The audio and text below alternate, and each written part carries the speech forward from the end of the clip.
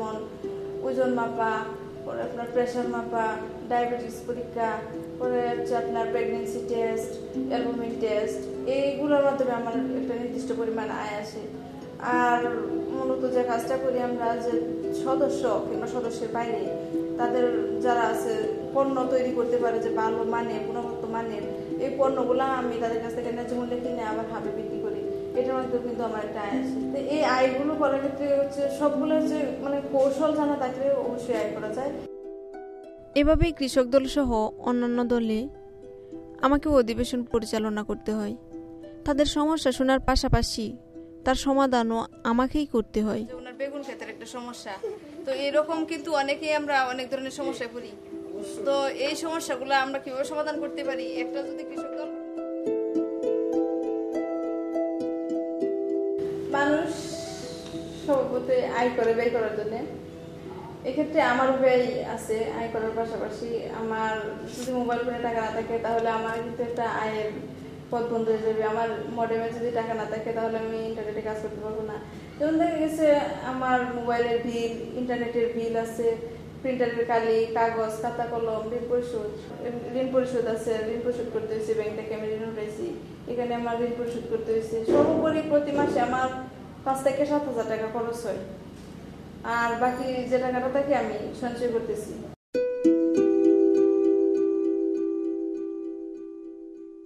দিন শেষে আমাকে কি কর্মক্লান্ত মনে হচ্ছে?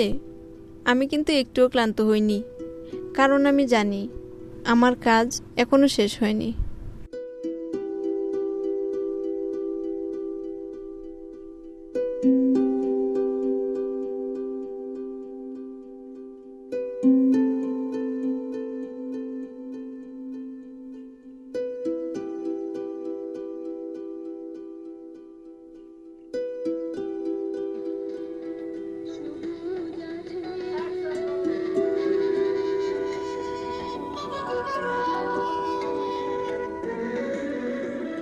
সন্ধ্যায় আমার বাড়ির উঠোনে গ্রামের মহিলারা আর কিশোরীরা জড়ো হয় একটু বিনোদনের আশায়।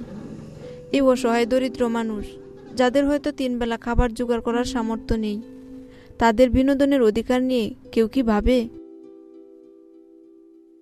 সাধারণত আমরা তথ্যকল্যাণীরা যে যন্ত্রপাতিগুলো ব্যবহার করে থাকি, এটা হচ্ছে প্রথমত আপনার একটা ল্যাপটপ দরকার। কেননা আপনি মাঠ পর্যায়ে কাজ করবেন, সাধারণ জনগণকে ভিডিও দেখাবেন, তো ল্যাপটপ একটা দরকার বিভিন্ন অডিও ভিডিও কন্টেন্টের জন্য।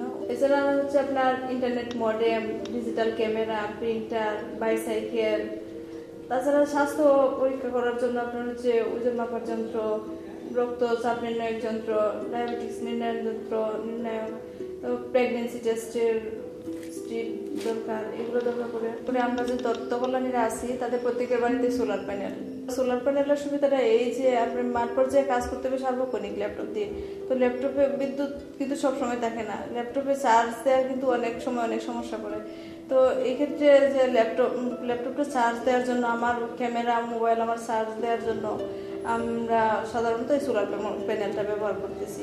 আমরা নির্দিষ্ট একটা পোশাক পরি, এটা হচ্ছে আমাদের এপ্রন, ক্যাপ, ছাতা। এগুলো আমাদেরকে তথ্যকল্যাণী হিসাবে মানে পরিচয় করে দিতে খুবই সহযোগিতা করে। কাজ করার ক্ষেত্রে আমরা যে যন্ত্রপাতিগুলো সংগ্রহ করছি, এটা সাধারণত পরিতত্ত্ব কেন্দ্রের হাত থেকে সংগ্রহ করছি। এর জন্য আমাদেরকে মানে সময় নষ্ট করতে হয়েছে না, দূরেও যেতে হয়েছে না। এটা পরিতত্ত্ব কেন্দ্রের হাবের মাধ্যমে আমরা সংগ্রহ করছি। আমার এই কঠিন কর্মজগতে ছোট ছোট পারিবারিক সহযোগিতার হাত আমাকে উৎসাহিত করে, আমাকে এগিয়ে দেয়। এই কাজ করার ক্ষেত্রে প্রশিক্ষণ আপনার অবশ্যই দরকার। প্রশিক্ষণ ছাড়া এই কাজ কখনোই সম্ভব না। আমরা যখন তথ্যকল্যাণ হিসেবে নির্বাচিত হইলাম 10 জনকে সহযোগী সহ প্রশিক্ষণ দেওয়া হয়েছে। এক্ষেত্রে আমাদেরকে প্রথমে কম্পিউটার, ইন্টারনেটের উপর প্রশিক্ষণ দেওয়া হয়েছে, কিভাবে ডিজিটাল ক্যামেরা চালাতে হবে এর উপর প্রশিক্ষণ দেওয়া হয়েছে। আর এছাড়া আমরা যে গ্রাম পর্যায়ে সাধারণত স্বাস্থ্য সেবাগুলো দিয়ে থাকি, এই স্বাস্থ্য সেবার উপরেও কিন্তু আমাদের প্রশিক্ষণ হয়েছে। আমরা কিভাবে মাঠ পর্যায়ে কাজ করব, কিভাবে দল গঠন করব, কিভাবে অধিবেশন পরিচালনা করব, এই বিষয়ের উপর কিন্তু এই বিষয়গুলোর উপর আমাদেরকে সাধারণত প্রশিক্ষণ দেওয়ানো হয়েছে। এছাড়া আপনার যে বিভিন্ন প্রতিষ্ঠান, ব্যক্তিবর্গ যারা আছে, সম্মানিত ব্যক্তিবর্গ যারা আছে, তাদের সাথে কিভাবে ভালো একটা সম্পর্ক স্থাপন করা যায়, এটা কিন্তু পল্লী তথ্য কেন্দ্র হাবের মাধ্যমে আমরা শিখতে পারছি, এটা তাদের মাধ্যমে সম্ভব হয়েছে। এছাড়া আপনার আমাদের যে সময়ের একটা পরিকল্পনা, কিভাবে কোন সময় অধিবেশনটা কিভাবে পরিচালনা করতে হবে, এই সবগুলোর উপরে মূলত আমাদেরকে প্রশিক্ষণ দেওয়ানো হয়েছে। প্রশিক্ষণ ছাড়া আদৌ সম্ভব না এই কাজ করা। মাঠ পর্যায়ে আমরা তথ্য কল্যাণীদেরকে বিভিন্নভাবে সহযোগিতা করে থাকি। একজন তথ্য কল্যাণী একটা ওয়ার্ডে কাজ করে, তো তারা কোন কোন গ্রামে কাজ করবে সেগুলো আমরা নির্ধারণ করে দিই।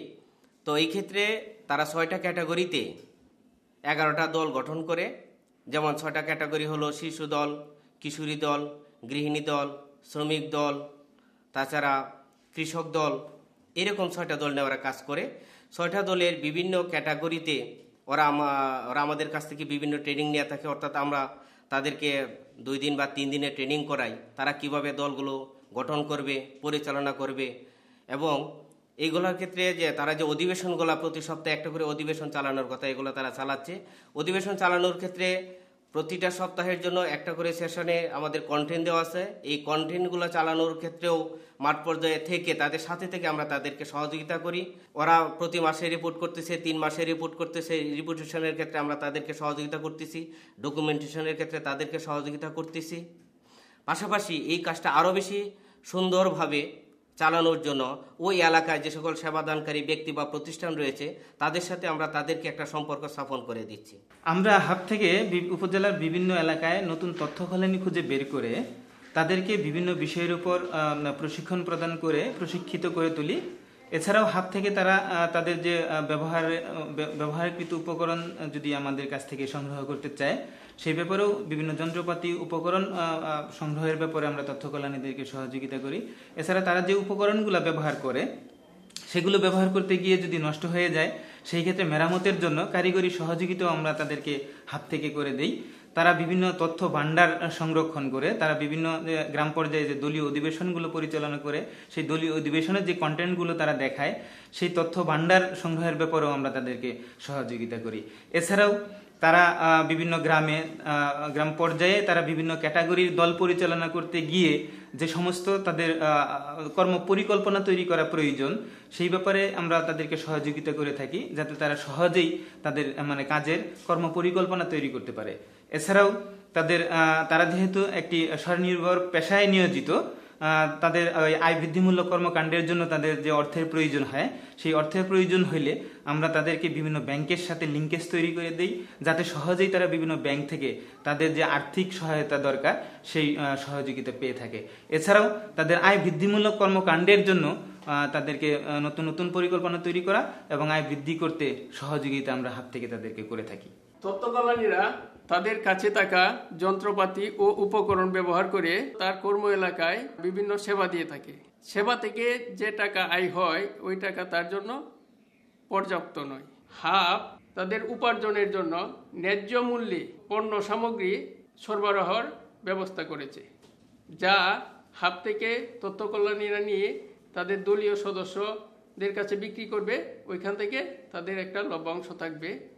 তার পাশাপাশি সদস্যদের উৎপাদিত পণ্য হাবে নিয়ে এসে বিক্রি করবে, এইখান থেকেও তারা একটা লাভের অংশ পাবে।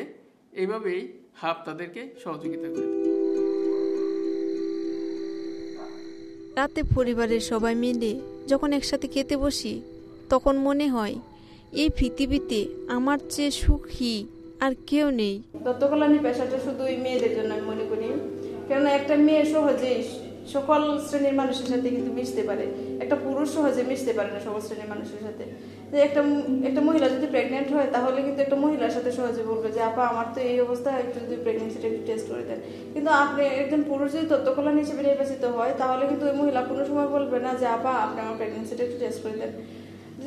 অনেক মহিলা আছে যারা কিনা স্বামীর সাথে অনেক কিছু বলতে চায় না, এক্ষেত্রে দেখা যায় যে মহিলারা আমাদের সাথে সহজে বিষয়টা শেয়ার করে। আমি মনে করি যে তথ্য কল্যাণ হিসেবে পুরুষ না মহিলাদেরকে নির্বাচিত করাই উত্তম। এক্ষেত্রে আপনি যেটা করতে পারেন যে আপনার যদি সহযোগী দরকার পড়ে, তাহলে আপনি একজন পুরুষ সহযোগী, আপনার বড় ভাই, আপনার স্বামী, আপনার বাবা, ওনাদেরকে সহযোগী হিসেবে নির্বাচিত করতে পারেন। তথ্য কল্যাণী হতে হলে প্রাথমিকভাবে আপনাকে ট্রেনিং বাবদ উপকরণ কেনা সহ আপনাকে প্রাথমিকভাবে 1 থেকে 1.5 লক্ষ টাকা বিনিয়োগ করতে হবে। আমি প্রথম পর্যায়ে 1,10,000 টাকা বিনিয়োগ করছি। মাঠ পর্যায়ে কাজ শুরু করার পরে আমি নতুন কিছু কাজের চাহিদা পাইছি। এই চাহিদাগুলো যদি আমি মাঠ পর্যায়ে সেবাগুলো যদি আমি মানুষকে দিতে পারি, তাহলে আমি আশা করি আমার আয়টা আরো বাড়বে। এর জন্য আমাকে আরো 15,000 টাকা বিনিয়োগ করতে হবে। আমি আমার স্বামীর সাথে সিদ্ধান্ত নিয়ে কাজটা করতেছি। আমরা অতি শীঘ্রই আরো 15,000 টাকা বিনিয়োগ করব। এই বিনিয়োগের টাকাটা আমি কয়েকভাবে সংগ্রহ করছি। নিজের কাছে কিছু টাকা ছিল, আর আমার স্বামী আমাকে কিছু টাকা দিছে। দুইজনে মিলে প্রায় 20,000 টাকার মতো হয়েছে। এই টাকাটা আমাদের কাছে ছিল, আর বাকি 90,000 টাকা আমি ব্যাংক থেকে লোন উঠেছি।